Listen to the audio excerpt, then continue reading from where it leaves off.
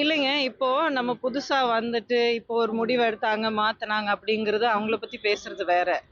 வாழ்நாள் முழுவதும் ஒரு 2 மாபெரும் தலைவர்களால அடையாளம் காட்டப்பட்ட ஒரு தலைவர் அப்படின்னு சொல்லிட்டு, இத்தன வருஷமா, இத்தன தசாப்தங்களா சொல்லிக்கிட்டு, அதுக்கப்புறம் அம்மாவால காட்டப்பட்ட 2 தடவ தமிழ்நாட்டுடைய முதலமைச்சர் பதவியும் அவங்க வந்து ஆ அ ஏற்று, இவ்வளவும் அம்மாவால கிடைச்ச ஒருத்தரு, இன்னைக்கு அவருடைய இந்த ஒரு மூத்த தலைவர் அப்படின்னு சொல்லிக்கக்கூடிய ஒரு அளவுல இருக்கிற ஒரு நிலையில, யாரு வந்து அதிமுகவுக்கு மட்டும் இல்ல, அம்மாக்கு வந்து இவ்ளோ வந்து துரோகம் பண்ணியிருக்காங்க, இவ்ளோ வந்து துன்படுத்தியிருக்காங்க அப்படிங்கிற அந்த கட்சிக்கு, யார வந்து அதிமுகவுடைய ஆரம்பத்துல இருந்து தீய சக்தி அப்படின்னு சொல்லி அவ்வளோ கடுமையா நம்ம எதிர்க்கிறோமோ, அந்த கட்சியில போய் சேர்றது அப்படிங்கிறது ஒரு துரோகத்தின் உச்சகட்டம்.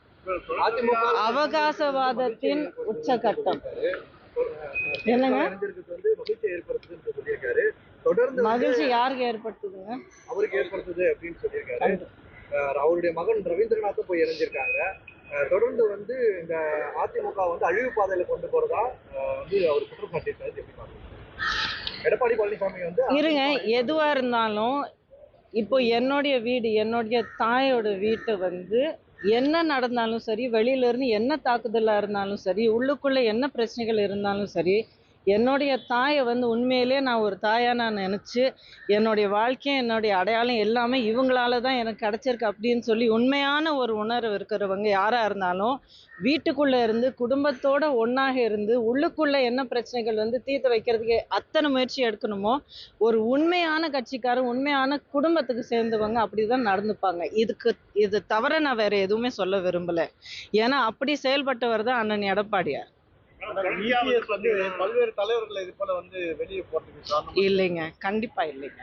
என்ன நடந்துட்டு இருக்கு, எப்படி நடந்துட்டு இருக்கு எல்லாமே தெரியும். இன்னைக்கு வந்து அனைத்து இந்தியா இல்லைங்க. இன்னும் எத்தனை பேர் இருக்காங்க? மாபெரும் தலைவர்கள், அவ்வளவு மூத்த தலைவர்கள் எத்தனை பேர் இருக்காங்க? அவங்கள வந்து நீங்க பேசாம இருக்கிறதோ, இல்ல கண்டுக்காம, இல்ல கணக்குல கொண்டு வராம இருக்கிறது அப்படிங்கிறது ஒரு திசை திருப்புறதுக்கான ஒரு முயற்சி தான்.